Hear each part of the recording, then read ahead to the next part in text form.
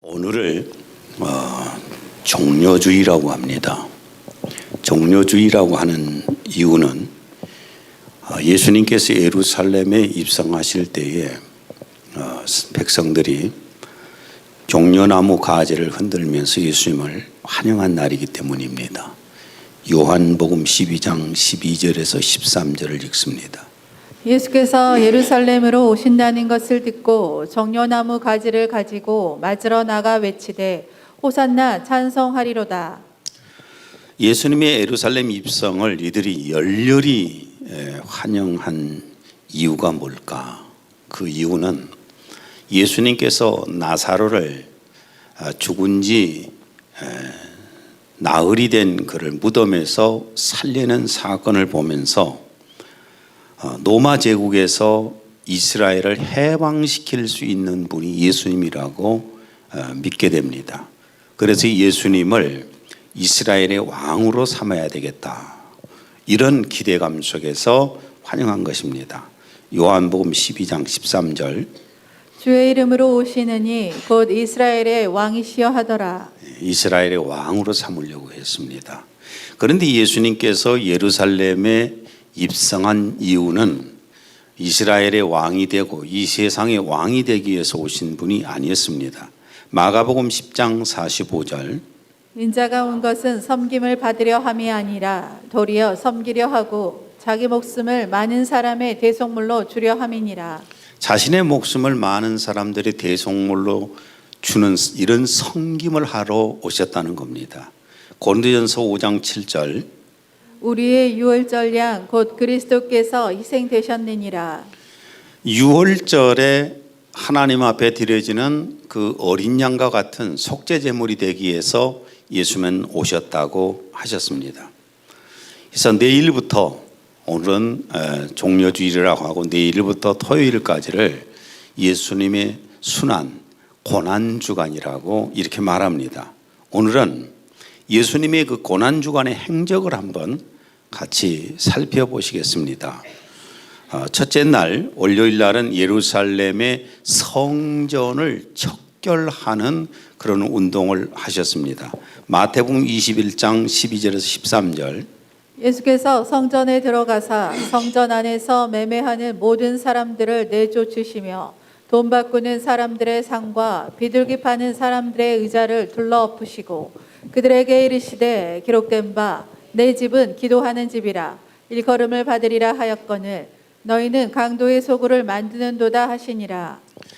하나님 앞에 예배만 드리고 해야 할 하나님께 기도만 해야 할 성전을 그 예루살렘 성전을 그래서 장사꾼들 장사하는 목적을 사용하는 그런 장소가 되었다. 그러시면서 책망을 하시는 내용입니다. 그 다음에 두 번째 날 화요일 날은 여러 가지 많은 교훈들을 하셨는데 그 중에 하나가 또 혼인잔치의 비유입니다. 마태복음 22장 3절에서 10절 그 종들을 보내어 그 청한 사람들을 혼인잔치에 오라 하였더니 오기를 싫어하거늘 이에 종들에게 이르되 혼인잔치는 준비되었으나 청한 사람들은 합당하지 아니하니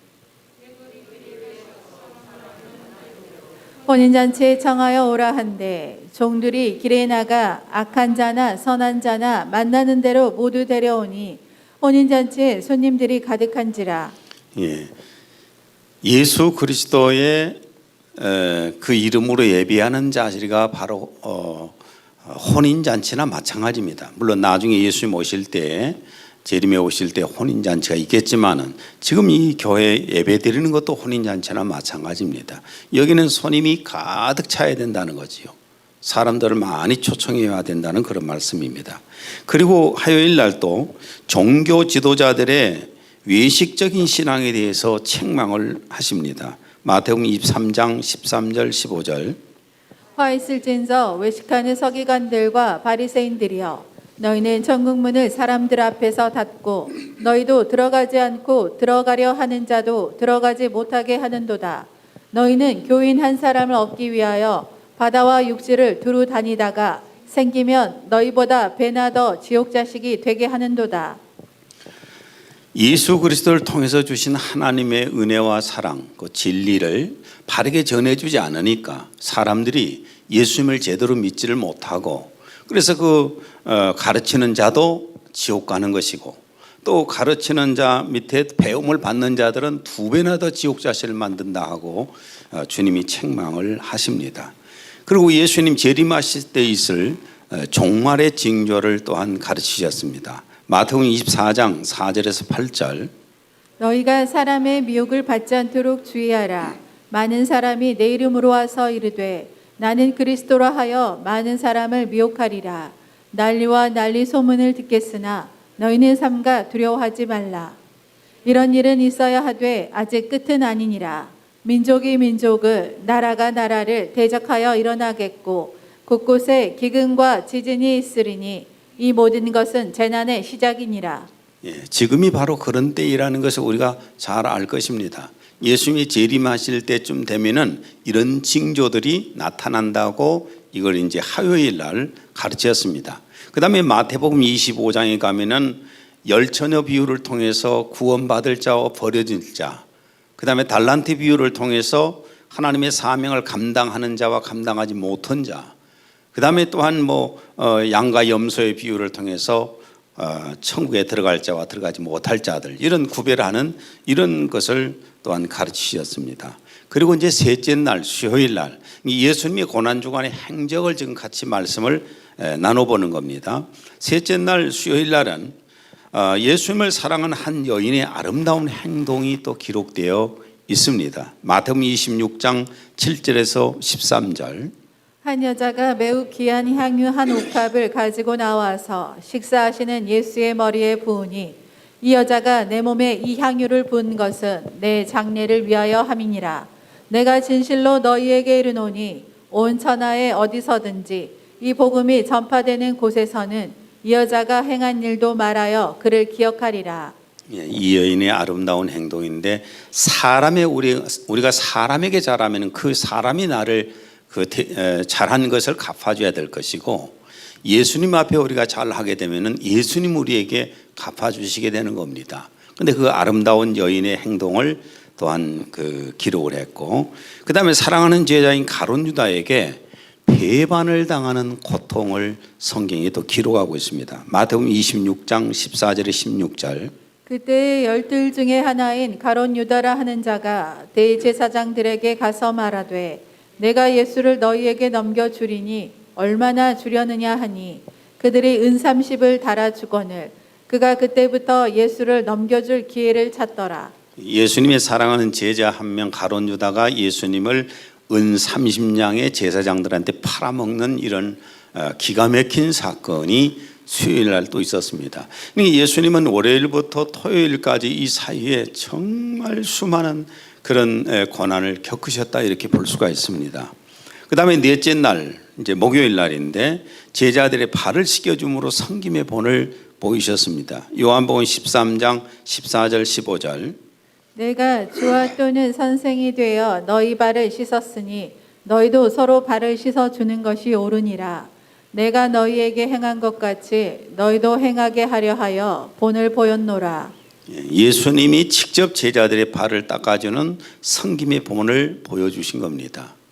사랑이라고 하는 것은 섬김으로 나타납니다. 교회도 우리가 사랑의 공동체지 않습니까? 그래서 이것이 섬김으로 나타나는 것입니다. 교회는 높고 낮음이 없습니다. 권세직도 없는 것이고 서로 섬기면 서로 사랑하는 그런 것이 바로 교회여야 합니다. 그리고 이 제자들과 예수님은 최후의 만찬을 하셨습니다. 마태복음 26장 26절에서 28절. 그들이 먹을 때에 예수께서 떡을 가지사 축복하시고 떼어 제자들에게 주시며 이르시되 받아서 먹으라. 이것은 내 몸이니라 하시고 또 잔을 가지사 감사기도 하시고 그들에게 주시며 이르시되 너희가 다 이것을 마시라. 이것은 죄사함을 얻게 하려고 많은 사람을 위하여 흘리는 바 나의 피 곧 언약의 피니라. 우리를 죄에서 용서받게 하시고 우리에게 생명을 얻어서 하나님의 자녀가 되게 하시기 위해서 십자가에서 자신의 몸을 내어주고 그 몸에서 흘린 피로 말미암아 죄를 용서받게 하신 이것을 이제 주님 오시는 날까지 기념하라고 그랬는데 오늘은 조금 후에 여기에서 성찬식을 하려고 합니다. 그리고 십자가의 제물이 되기 위해서 겟세마네 동산에서 예수님의 그 처절한 기도하는 모습이 바로 목요일 날 있었습니다. 누가복음 22장 44절. 예수께서 힘쓰고 애써 더욱 간절히 기도하시니 땀이 땅에 떨어지는 핏방울같이 되더라. 우리도 매일같이 기도를 하지 않습니까? 매일같이 기도를 하지만 우리가 기도를 할 때 이렇게까지 기도하지 않습니다. 그러나 예수님은 내일 십자가에 가서 죽어야 될 문제를 놓고 기도하셨기 때문에 얼마나 통성으로 기도하시고 울부짖으면서 기도하셨으면은 이마에서 땀방울이 핏방울 떨어지듯이 떨어지면서 기도를 하셨다는 겁니다. 그리고 가룟 유다를 앞잡이로 온 대제사장이 파송한 무리에게 또 잡혀가셨습니다. 마태복음 26장 47절에서 48절. 열둘 중에 하나인 유다가 왔는데 대제사장들과 백성의 장로들에게서 파송된 그 무리가 칼과 몽치를 가지고 그와 함께 하였더라. 예수를 파는 자가 그들에게 군호를 짜 이르되 내가 입맞추는 자가 그이니 그를 잡으라 한지라. 가룟 유다가 대제사장의 그 수족들을 예수님이 계신 곳으로 데려오는 겁니다. 데려와서 자기가 입을 맞추는 사람이 바로 예수다. 이래서 잡아가게끔 했던 겁니다. 그리고 예수님께서 잡혀가실 때에 그렇게 자신의 목숨을 바쳐서 지키겠노라고 헌신을 약속했던 그 제자들이 다 도망가 버리고 가장 믿고 사랑했던 그 베드로마저도 예수님을 배신하고 예수님을 이렇게 부인하고 저주까지 하는 그런 일을 하게 됩니다. 마태복음 26장 56절. 이에 제자들이 다 예수를 버리고 도망하니라. 다 떠나버렸을 때 주님의 마음이 어떠셨을까 하는 생각도 해봅니다. 그 다음에 다섯째 날 금요일 날이 예수님 생애에서 가장 큰 고통스러운 그런 고난의 날이었습니다. 대제사장들과 장로들은 예수님을 재판을 하면서 사형에 해당한다는 죄인이라는 판결을 내리게 됩니다. 마태복음 26장 66절에서 67절. 그는 사형에 해당하니라 하고 이에 예수의 얼굴에 침 뱉으며 주먹으로 치고 어떤 사람은 손바닥으로 때리며 예수님이 죽을 죄를 사형을 당할 죄인이라고 하면서 침을 뱉고 뺨을 때리고 이렇게 했다는 겁니다. 대제사장과 제사장도 이 장로들이 뭐 하는 사람이냐면은 제사를 지내면서 예수 그리스도 메시아가 오시는 것을 기다려야 되는 것이고 그것을 백성들에게 가르쳐야 되는 사람인데 그런 사람들인데 정령 예수 그리스도가 오시니까 그분을 사형을 지켜야 된다고 재판을 하고 또한 침을 뱉고 뺨을 때리는 이런 범죄 행위를 했습니다. 그리고 이들이 형 집행권이 없었기 때문에 예수님을 빌라도에게 데리고 갑니다. 빌라도 총독에게 데리고 갑니다. 마태복음 27장 1절에서 2절. 새벽에 모든 대제사장과 백성의 장로들이 예수를 죽이려고 함께 의논하고 결박하여 끌고 가서 총독 빌라도에게 넘겨주니라. 예수님을 빌라도에게 데리고 가서 사형이라고 하는 언도를 우리가 내렸으니까 사형 집행권이 있는 당신이 이 예수를 십자가에 못 박아 죽이시오 라고 넘겨준 겁니다. 근데 이 빌라도는 아무리 신문을 많이 하고 여러 가지 사람들에게 물어봐도 예수님에게 죄가 없다는 것을 알게 됩니다. 예수님에게 죄를 찾질 못해요. 누가복음 23장 4절. 빌라도가 대제사장들과 무리에게 이르되 내가 보니 이 사람에게 죄가 없도다. 죄가 없다는 것을 이미 압니다. 그래서 6월절이 되면은 이 명절이 되면은 죄수 중에서 한 명을 풀어주는 그런 어떤 그런 사례들이 있었기 때문에 바라바라고 하는 아주 이 고약스러운 그 강도를 한 명을 세워놓고 그 다음에 또 예수님도 세워놓고 이 둘 중에 누구를 살려주면 좋겠냐 당연히 예수님이라고 할 줄 알았는데 사람들이 바라바라고 합니다. 바라바라고 하면서 죽이라고 합니다. 그래서 이 빌라도 총독이 예수님을 살려보려고 했지만은 왜 인류 역사 가운데 예수님을 죽인 자로 남느냐 하면은 그런 권력을 유지하기 위해서 예수님을 죽음에 죄 없다는 것을 알면서도 사형을 언도를 시키게 됩니다. 요한복음 19장 1절. 이에 빌라도가 예수를 데려다가 채찍질하더라. 다시 채찍질을 한번 해봤습니다. 예수님은 채찍으로 맞으신 후에 로마 군병들에게 많은 희롱을 당하셨습니다. 마태복음 27장 30절. 이에 총독의 군병들이 예수를 데리고 관정 안으로 들어가서 온 군대를 그에게로 모으고 그의 옷을 벗기고 홍포를 입히며 가시관을 엮어 그 머리에 씌우고 갈대를 그 오른손에 들리고 그 앞에서 무릎을 꿇고 희롱하여 이르되 유대인의 왕이여 평안할지어다 하며 그에게 침 뱉고 갈대를 빼앗아 그의 머리를 치더라. 인간으로서는 정말 당할 수 없는 치욕, 수모, 인격모독 이런 많은 참 곤욕을 당한 날이었습니다. 12군단의 천군을 데려다가 심판을 하실 수 있는 이 예수님이 왜 이런 모욕을 당하면서도 참으셨을까? 그것은 아버지께서 맡겨주신 십자가에서 속죄의 제물이 되어서 하나님의 자녀들의 백성을 용서받게 하라는 이 사명을 받으셨기 때문에 참고 견디셨던 겁니다. 그리고 십자가를 등에 지고 사형장인 골고다 언덕으로 끌려가셨습니다. 마태복음 27장 31절. 십자가에 못 박으고 끌고 나가니라. 빌라도의 총독에서 골고다 언덕까지 길을 비아 돌로로사라고 하는데 이 길을 끌고 가신 겁니다. 끌고 간 겁니다. 근데 이 길을 이제 저희가 성지순례 가서 한번 걸어봤는데 물론 거리가 구불구불하기 때문에 1.5km예요. 1.5km인데 직선 거리로는 한 600m 정도 되는 이 도로입니다. 비아 돌로로사는 십자가의 길, 고통의 길, 슬픔의 길이라는 그런 뜻입니다. 그 길을 참 처참하게 찢겨진 몸으로 거기를 십자가를 지고 올라가셨다는 거예요. 채찍에 맞아서 만신창이가 되었기 때문에 그 십자가의 무게를 견디지 못해서 예수님이 자꾸 쓸어 넘어지니까 3번이나 넘어졌다고 성경 기록했는데 이렇게 넘어지니까 이제 구레네 시몬에게 구레네에서 온 시몬이라고 하는 사람이 구경을 하고 있는데 그를 잡아서 강제로 십자가를 지워 끌고 가게 합니다. 누가복음 23장 26절. 그들이 예수를 끌고 갈 때에 시몬이라는 구레네 사람이 시골에서 오는 것을 붙들어 그에게 십자가를 지워 예수를 따르게 하더라. 구레네 시몬이라고 하는 사람이 예수님의 십자가를 대신 지고 그 십자가를 메고 끌고 간 겁니다.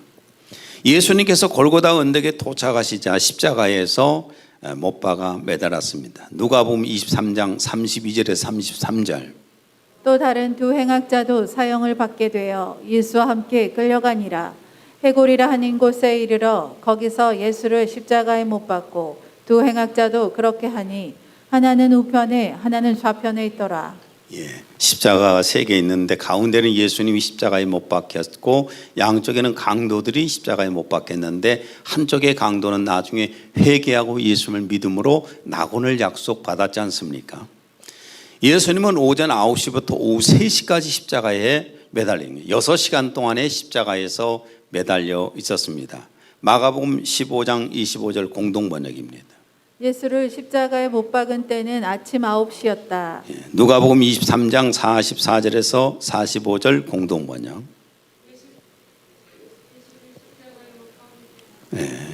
누가복음 23장이 없습니까? 제가 읽어드리겠습니다. 난 12시쯤 되자 어두움이 온 땅을 덮어 오후 3시까지 계속되었다. 태양마저 빛을 잃었던 것이다. 그때 성전 휘장 가운데가 찢어지며 두 폭으로 갈라졌다. 이렇게 성경은 기록하고 있습니다. 그러니까 난 12시부터 오후 3시까지 태양이 빛을 잃어버렸다는 겁니다. 창조주 하나님이 십자가에 못 박히니까 태양이 빛을 잃어버린 거예요.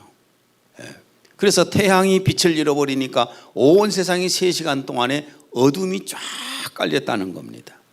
그 다음에 성소와 지성소 사이에 있는 이 휘장이, 성소와 지성소 사이에 있는 이 휘장은 1세기의 유대 역사가 요세푸스라고 하는 사람의 기록에 의하면은 헤롯 성전 휘장의 높이가 약 18m 높이였다고 그러면 18m의 높이고 폭은 약 9m가 되었다고 그래요. 그리고 휘장 두께는 약 10cm가 됐다는 게 10cm 된 휘장이 그 높이 18m 되어 있는데 이것이 바로 위에서부터 아래까지 쫙 찢어졌다는 겁니다. 마태복음 27장 51절. 예수께서 다시 크게 소리 지르시고 영원히 떠나시니라. 이에 성소 휘장이 위로부터 아래까지 찢어져 둘이 되고.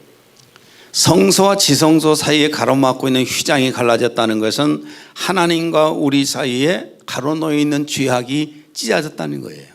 그래서 이제 하나님을 누구나 만날 수 있게 되었다는 겁니다. 그리고 메시아를 고대하다가 죽었던 성도들이 무덤에서 다시 살아나는 그런 기적이 일어났습니다. 마태복음 27장 51절에서 53절. 보라, 성전의 휘장이 위에서 아래까지 둘러 찢어지고 땅이 흔들리며 바위들이 갈라지고 무덤들이 열리며 잠들었던 많은 성도들의 몸이 일어났으며 주께서 부활하신 후에 무덤에서 나와 거룩한 도성으로 들어가 많은 사람들에게 나타나더라. 예수님을 메시아를 기대했던 고대하던 그 사람들이 죽었던 그 사람들이 무덤에서 살아나 가지고 있다가 예수님이 부활하신 다음에 예루살렘으로 들어가 사람들에게 보여줬다는 겁니다.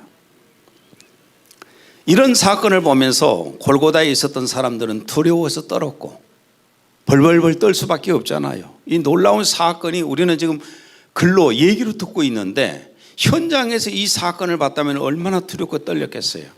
그래서 예수님이 하나님의 아들이심을 거기에 있는 사람들이 믿게 되었다고 합니다. 마태복음 27장 54절.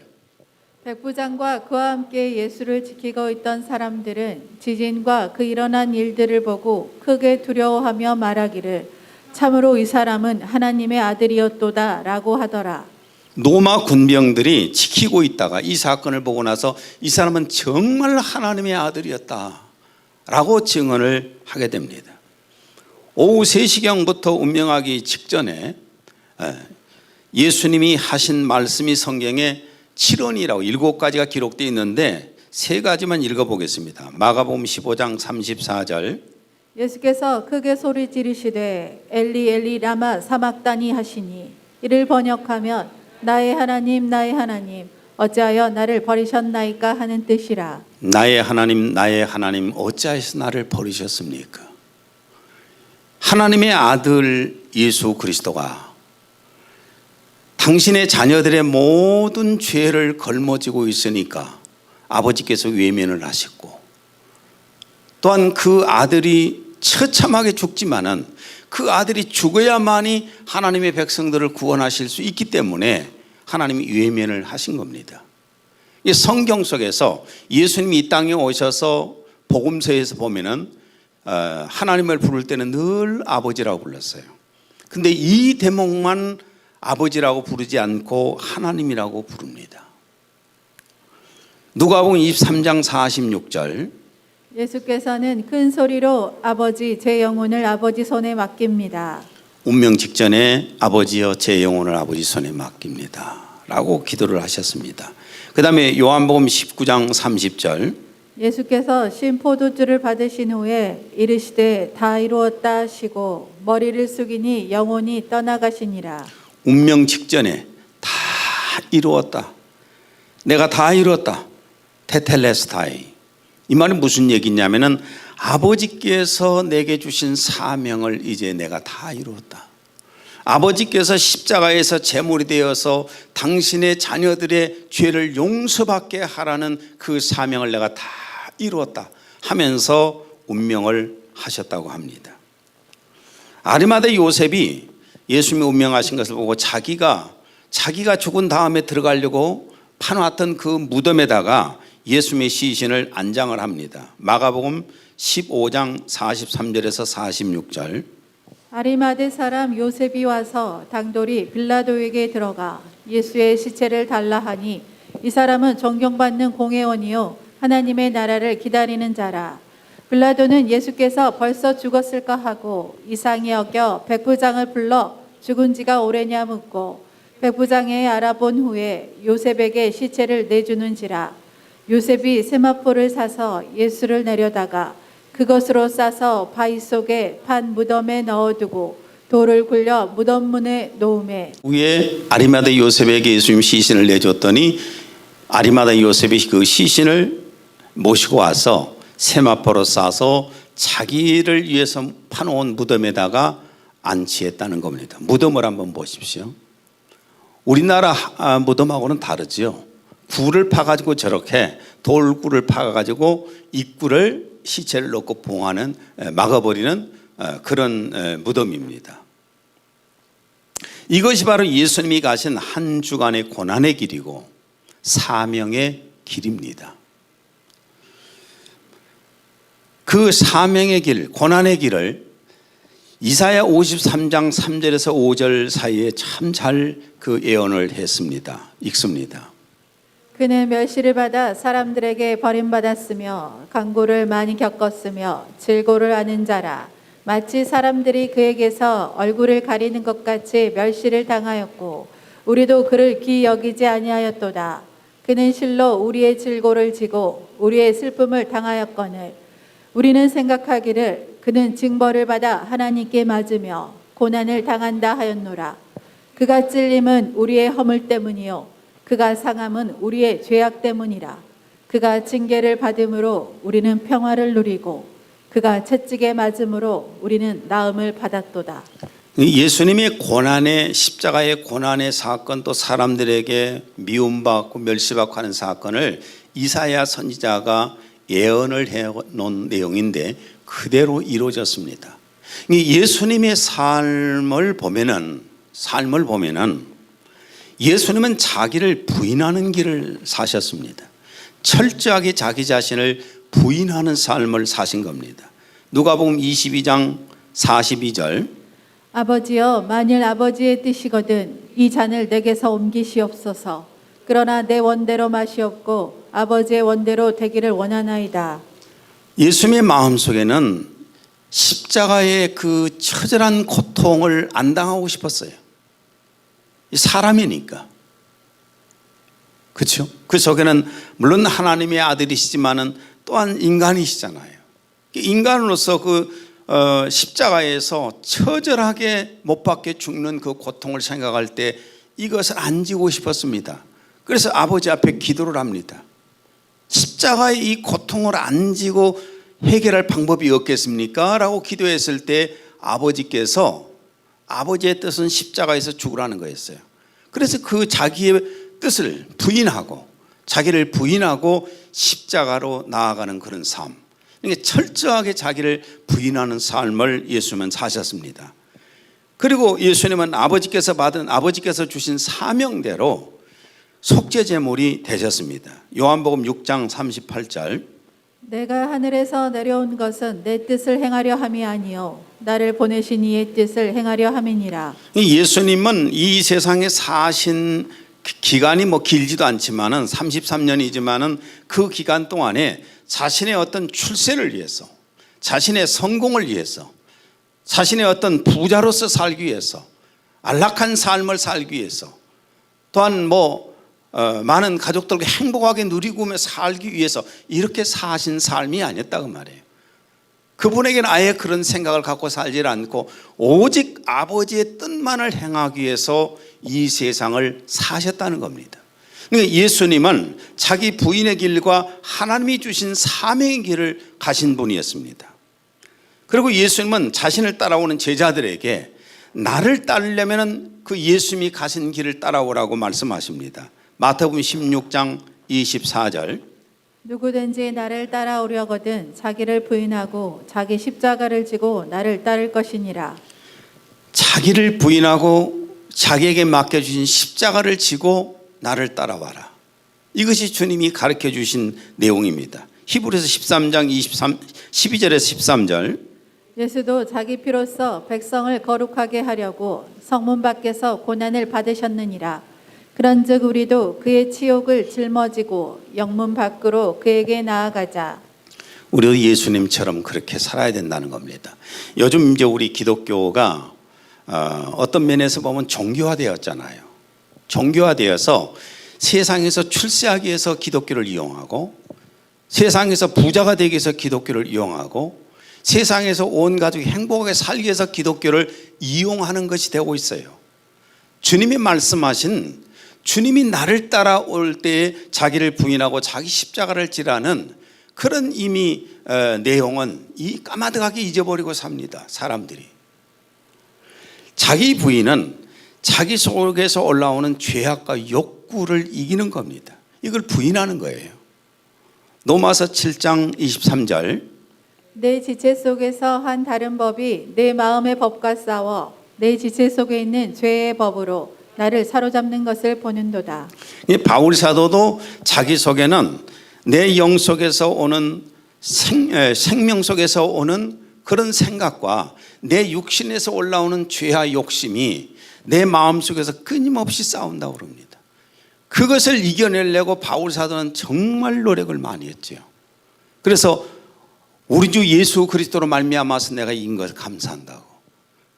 예수 그리스도를 믿을 때 성령이 내 안에 오셔서 역사하실 때만이 내 속에 있는 죄악을 누를 수가 있고 내 속에 있는 욕심을 부인할 수가 있다는 겁니다. 오늘 우리 한국 크리스찬들 삶을 보게 되면은 어떻게 하든지 욕심을 이용하기 위해서 그 욕심을 다 이루기 위해서 신앙생활 한 것처럼 보이잖아요. 그런데 예수님은 이것을 부인하는 삶을 살라고 말씀하십니다.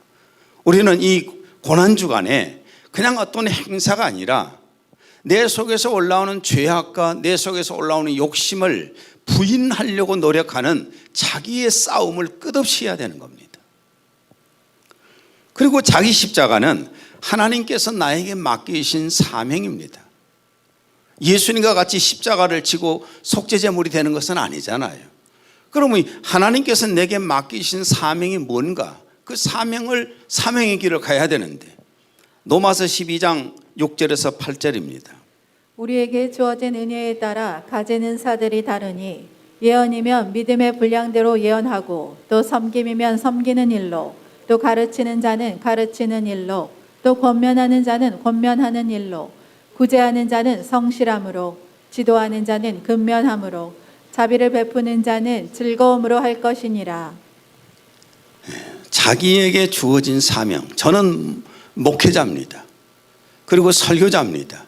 그래서 이걸 위해서 저는 한 주간 내내 머릿속에서 생각하면서 삽니다. 한 주간 내내 말씀을 준비합니다. 주일날 만나서 어떻게 하면 더 하나님을 깊이 알 수 있도록 할까? 이게 제 사명이니까 저는 이 사명을 위해서 최선을 다합니다. 우리 황성철 집사님 같은 경우는 찬양을 인도하는 것입니다. 그 다음에 옆에 다 같이 찬양 멤버들도 똑같이 찬양하는 사람들입니다. 다 뭐 하는 사람들이에요. 내가 어떻게 하면 하나님 앞에 찬양을 정말 하나님이 기뻐하시는 찬양을 올릴 수 있을까? 그리고 성도들에게 은혜를 끼치는 찬양을 할 수 있을까? 이게 사명이잖아요. 그 사명을 최선을 다하는 것이고 반주자는 반주를 위해서 최선을 다하는 것이고 청소하는 분은 청소를 위해서 안내하는 분은 안내하는 것을 위해서 자신에게 주어진 것들 교회를 위해서 기도하는 분은 기도하는 것으로 전도하는 분들은 전도하는 것으로 봉사하는 것 이런 모든 것들 하나하나가 하나님이 내게 맡기신 사명입니다. 그 사명을 최선을 다해서 하라는 것입니다. 오늘 이 말씀을 예수님의 행적을 고난의 행적을 쭉 한번 찾아봤는데 어떤 은혜스러운 설교보다도 저는 이 예수님의 고난의 흔적을 찾아보는 것이 훨씬 은혜스럽다고 생각합니다. 왜냐하면 예수님이 오셔서 이 고난을 방하신 것은 결국은 나를 위함이니까 나를 구원하시기 위해서 하신 것이기 때문에 이보다도 더 은혜스러운 말씀은 없을 겁니다. 오늘 이 말씀을 마무리 지면서 우리는 그리스도인의 길을 가야 합니다. 그리스도인의 길이 뭡니까? 자기 부인의 길입니다. 자기 속에서 올라오는 것들을 이겨내는 그 부인의 길이에요. 쉽지 않잖아요. 정말 어렵잖아요. 출세가, 성공이, 돈이, 부가, 쾌락이 얼마나 많이 유혹을 합니까? 이걸 누르면서 산다는 것은 결코 쉬운 일은 아닙니다. 그러니까 죄악과 욕심과 우리는 싸우는 길을 갈아야 될 것이고, 그 다음에 또한 우리는 하나님이 내게 맡기신 그 사명이 크고 적고가 없습니다.